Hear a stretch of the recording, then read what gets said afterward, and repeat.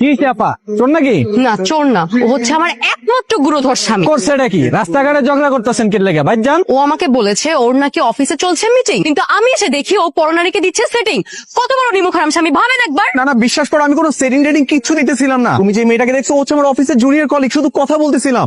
তুই আর একটা কথা বলে নাই, ভিড়ের মধ্যে তোকে জুতা দিয়ে পিটাবো। তুলবো হাত? হ্যাঁ, কান ধর, কান ধর, কর্জা তো খাইছেন, রিয়েলিটি মাইনা নেন। কান ধর, বস কর। কান ধরেন। ভাই, ভাই, ধরুন, ধরুন। ভাই মোবাইল নামাও, ভাই মোবাইল নামাও। তুই বস কর।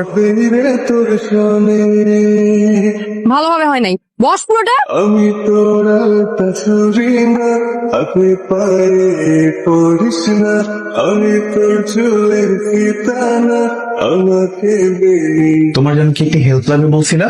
এবার আমাকে সবটা খুলে বলো। আমার বউ, ও তো ঘুমাচ্ছে, ও তো টের পাবে না, তুমি বলো বলো। আয় বদমাস, দরজা খোল, দরজা খোল,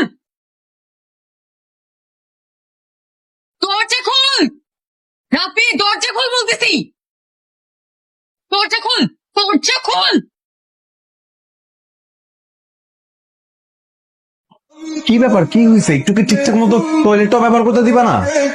কার সাথে কথা বলতেছিলি তুই? আরে আমি কার সাথে কথা বলবো? আমি কি বাথরুমে মোবাইল নিয়ে আসছি? মোবাইল তো বিছানার পাশে, বালিশের পাশে ছিল, দেখো না তুমি? না, আমি স্পষ্ট শুনছি তুই কার সাথে কথা বলবি। আরে আরে, তুমি বাথরুম থেকে বেরো না, কি করতেছো? আমি তো বাথরুমে আসছি। জীবন নদী পারি দে, হবে না তোর মা, মা, মা, মা, তোরা মা, ছুরি না, মা। পায়ে কি ব্যাপার বলবো? কি এত রাতে আবার কি হলো?